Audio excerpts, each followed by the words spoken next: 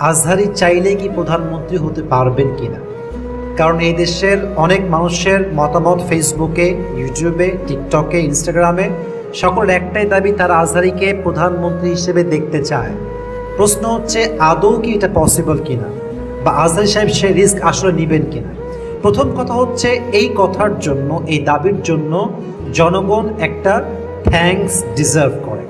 কারণ যেই দেশের জনগণ একজন আলেমকে, চাই সে আজহারি হোক কিংবা অন্য কেউ হোক, যেই দেশের জনগণ একজন আলেমকে প্রধানমন্ত্রী হিসেবে দেখতে চায়, এটাই তার প্রমাণ যে এদেশের মানুষ ইসলামিক শাসন চায়, কোরআনের সংবিধান চায়। ঠিক কিনা বলেন যুবক ভাইরা? দ্যাটস রিয়েলি রিয়েলি অ্যাপ্রিসিয়েটেড, মাশাআল্লাহ। এটা খুব ভালো লাগছে আমার কাছে বিষয়টা। এখন দেখেন যুবক ভাইরা, এর একটা কারণ আছে। কারণ আজহারি সাহেব মানুষের একটা আবেগের জায়গায় আছেন, একটা ভালোবাসার জায়গায় তিনি আছেন। তিনি রাজনৈতিকভাবে কোনো দলের সঙ্গে জড়িত নন পরিপূর্ণরূপে, তবে তাকে অনেক ট্যাগ দেওয়া হয়েছে এই দেশের মাটিতে, এটা আমরা সবাই ইতিহাস জানি। দেখেন, যে মানুষটা জনগণের জীবন পরিবর্তনের জন্য বক্তব্য দেয়, তাকে মানুষ সত্যিকার অর্থেই ভালোবাসে। এবং আজহারি সাহেবের যেই দক্ষতা ভাষার প্রতি, জনগণের যেই অ্যাট্রাকশন তার প্রতি আছে, এর সবচেয়ে মূল হাতিয়ার হচ্ছে তার শুদ্ধ ভাষা, তার মায়া কণ্ঠের যে কথাগুলো আছে, মানুষ এটাকে বড্ড ভালোবাসে। তার মানে কোরআন থেকে যে কথা বলে, হক কথা বলে, মানুষ তাকে আসলেই মন থেকে ভালোবাসে যুবক ভাইরা। ঠিক কিনা বলেন যুবক ভাইরা? যদি আজকে সাইদি সাহেব বেঁচে থাকতেন, তাহলে হয়তো বা জনগণ এটাও দাবি তুলতো যে আমরা সাইদি সাহেবকে প্রধানমন্ত্রী হিসেবে দেখতে চাই। এটাও সত্য যুবক ভাইরা, ঠিক কিনা বলেন?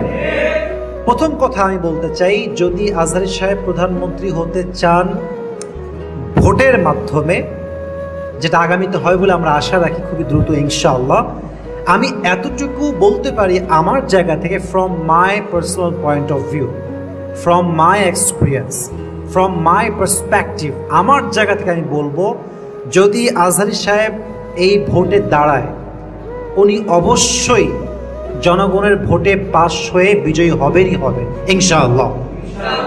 কেন বললাম এইটা? মনে করেন প্রত্যেকটা জেলায়, প্রত্যেকটা বিভাগে, প্রত্যেকটা থানায় থানায়, গ্রামে গ্রামে আজহারির ভক্ত আছে না? একজন মা যিনি রান্না করতেও আজহারির ওয়াজ শোনে, যিনি অটোতে গেলেও আজহারির ওয়াজ শোনে, যিনি বাসায় বসে দেখ খাওয়ার সময় আজহারির ওয়াজ শোনে, তো সে যখন দেখবে যে আমার কাছে একটা আছে জালেম, আর একজন আছে ইনসাফ ভিত্তিক, যিনি শাসন কায়েম করবেন, এই দুইটা পক্ষ যখন একসঙ্গে দাঁড়াবে, তখন তো সাধারণ একটা হিসাব এটাই যে মানুষ তাকেই ভোট দিবে যাকে মানুষ একজন ইনসাফ ভিত্তিক মানুষ হিসেবে চেনে যুবক ভাইরা। ঠিক কিনা বলেন? তো তিনি সাধারণ জনগণের ভোটে পাস হবেন, এখানে কোনো সন্দেহ নাই। বাকি হ্যাঁ, এখানে কিছু বিষয় বোঝার আছে। আবেগ দিয়ে নয়, বিবেক দিয়ে কাজ করাটা বড্ড জরুরি যুবক ভাইরা।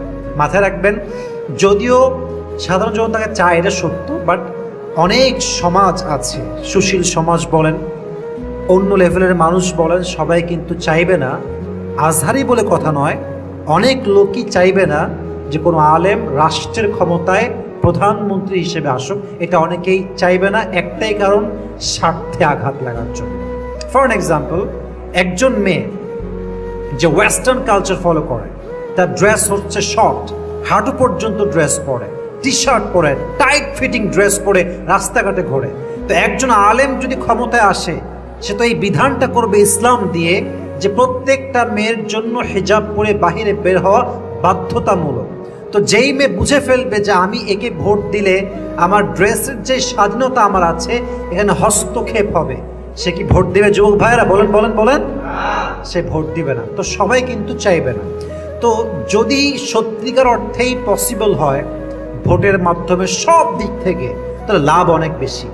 প্রথম লাভ হচ্ছে এই দেশে কোরআন ভিত্তিক সমাজ কায়েম হবে। যেই দেশের আইন চলে কোরআন দিয়ে, ওই দেশে দুর্নীতি আর যুবক ভাইরা হতে পারে? আপনি সৌদি আরবকে দেখেন, সব নিয়ম কিন্তু চালু নেই, একটা বিধান চালু আছে, চোর চুরি করলেই হাত কাটা, কোনো ছাড় নাই। এর ফলে সৌদি আরবে চোর অনেক কম, চুরিও হয় কম। তো দেশের প্রত্যেকটা সংবিধান যদি আমরা কোরআন দিয়ে সাজাই, তাহলে দেশে চুরি, ডাকাতি, রাহাজানি, জেনা, রেপ ট্যাগটাও থাকবে না যুবক ভাইরা, ঠিক কিনা বলেন? আবার পাশাপাশি আমরা কি পাবো? দিনের শিক্ষা পাবো। সুদ ভিত্তিক যে সমাজ ব্যবস্থা এটা দূর হয়ে যাবে। পাশাপাশি জানের নিরাপত্তা, মালের নিরাপত্তা, এবং সর্বশেষ যেটা আমাদের খুবই দরকার, ইসলামকে কোনো প্রকার বাধা ছাড়া পালন করা।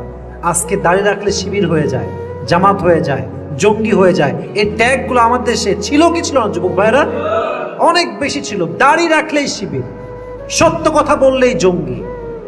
যেই স্কুলে যেই কলেজে একজন যুবক একটু দাঁড়িয়ে রাখে, পাঞ্জাবি পড়ে, 5 ওয়াক্ত নামাজ পড়ে, তার উপর ট্যাগ, সে শিবির করে, সে জঙ্গিবাদের সঙ্গে জড়িত। What is this? What is this? এটা কি কথা? তার মানে যদি একজন আলেম রাষ্ট্র ক্ষমতায় আসে, এই যে বৈষম্য আমাদের মাঝে, দাঁড়িয়ে রাখলেই শিবির, জুব্বা পড়লেই জঙ্গি, এই মৌলবাদী, এই সেই ট্যাগ, এগুলো সব নিমিষেই দূর হয়ে যাবে, ঠিক কিনা বলেন? কিছু নেগেটিভ সাইডও আছে, কিছু নেগেটিভ সাইডও আছে। যদি কোনো আলেম রাষ্ট্র ক্ষমতায় আসে, তবে বাহিরের মিডিয়াগুলো প্রচার করবে এরকম যে বাংলাদেশটা মৌলবাদরা দখল করেছে। এই ট্যাগ আছে না যুবক ভাইয়েরা? মৌলবাদ দখলে আমাদের দেশ চলে গেছে। তা কিন্তু আসলে না।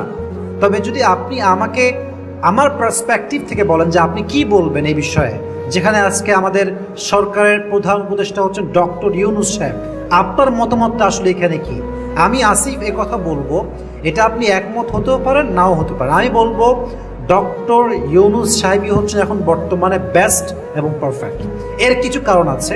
প্রথম কারণ হচ্ছে আমাদের দেশের প্রথম সংকট হচ্ছে অর্থনৈতিক সংকট।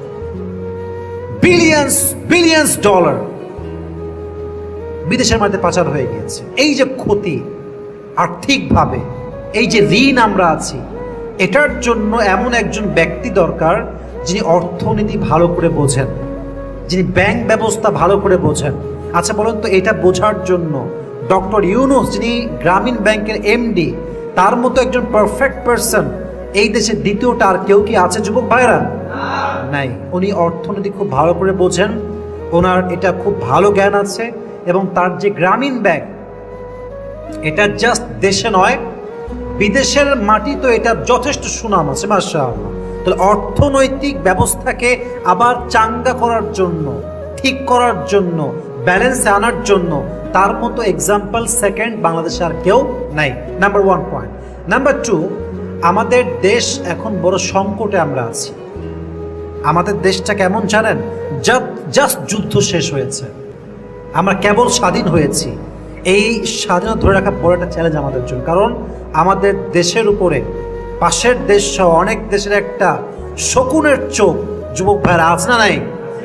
তো এই কূটনৈতিক যে ব্যবস্থাপনা, যে সম্পর্ক অন্য দেশের সঙ্গে, এটা ডক্টর ইউনূসের মতো আর কেউ মেনটেন করতে পারবে না। কারণ ওনার সঙ্গে অনেক দেশের প্রধানমন্ত্রী সহ মান্যগণ্য সব ব্যক্তি একটা কানেক্টিভিটি আছে। উনি চাইলে কল করতে পারবেন, উনি চাইলে কালকে আমেরিকার প্রেসিডেন্টকে কল দিতে পারবেন, উনি চাইলে কালকে আর এক দেশের প্রধানমন্ত্রীকে কল দিতে পারবেন, উনি চাইলে কালকে হিলারি ক্লিন্টনকে কল দিতে পারবেন। যাকে চায় যোগাযোগ চাইলে করতে পারবেন তিনি। তার সেই সামর্থ্য, সেই যোগ্যতা, সেই তার যে মানটা, এটা তার আছে। তাহলে এমন লোক দরকার যিনি অন্য দেশের যে শত্রুরা আছে এদের চোখে চোখ রেখে কথা বলতে পারবে, ঠিক কিনা বলেন? এটার জন্য উনি একটা বেস্ট এক্সাম্পল। সর্বশেষ কথা হচ্ছে, আমাদের দেশটা এখন একটা ইমেজ সংকটে ভুগছে। এটা দূর করার জন্য, এই বিষয়ে ক্লিয়ারেন্স দেওয়ার জন্য ওনার মতো একটা লোক খুবই দরকার। এখন বাকিতে হলো সুদ ভিত্তিক যে ব্যাপারটা চলতেছে, উনি সুদ খেয়েছেন, সুদের ব্যবস্থা উনি করেছেন, এটা আসলে এই মুহূর্তে নজরআন্দাজ করতে হবে সাময়িকের জন্য। আমরা চেষ্টা করব আলেম সমাজ যারা আছেন তারা গিয়ে কথা বলা, বোঝানো, এই ব্যবস্থাকে ইসলামাইজ করা। আস্তে আস্তে আস্তে আস্তে সংকট থেকে বের হওয়া দরকার। আগে সংকট শেষ হয়ে গেলে, দেশটা ঠিক হয়ে গেলে আবার অনেক কিছুই পরিবর্তন করা সম্ভব হবে যুবক ভাইরা, ঠিক কিনা বলেন? তাহলে বোঝা গেল উনি একজন পারফেক্ট পারসন এই মুহূর্তে আমার দেশের জন্য। পরবর্তী সময় যখন ভোট হবে, নির্বাচন হবে, আজহার সাহেব আসবেন কি আসবেন না, উনি দাঁড়াবেন কি দাঁড়াবেন না, উনি ওই রিস্ক নিবেন কি না, কারণ এটা এত সহজ বিষয় না, এটা এতটা ইজি সাবজেক্ট না। তো উনি ওই রিস্ক নিবেন কিনা এটা ওনার ব্যক্তিগত স্বাধীনতা। বাট আমরা জনগণ হিসেবে চাইব একজন আলেম, একজন বড় স্কলার দেশের দায়িত্বে থাকুক, উনি দেশকে লিড করুক, যাতে করে দেশের দুর্নীতি, সুদ, ঘুষ, চাঁদাবাজি, ডাকাতি, রাহাজানি, জেনা, ধর্ষণ বন্ধ হয়ে যায়। এটা আমরা চাইবো। আল্লাহ আমাদের সবাইকে কথাগুলো মানা বোঝা এবং আমল করার তৌফিক দান করতে আমরা সকলে পড়ছি আমিন।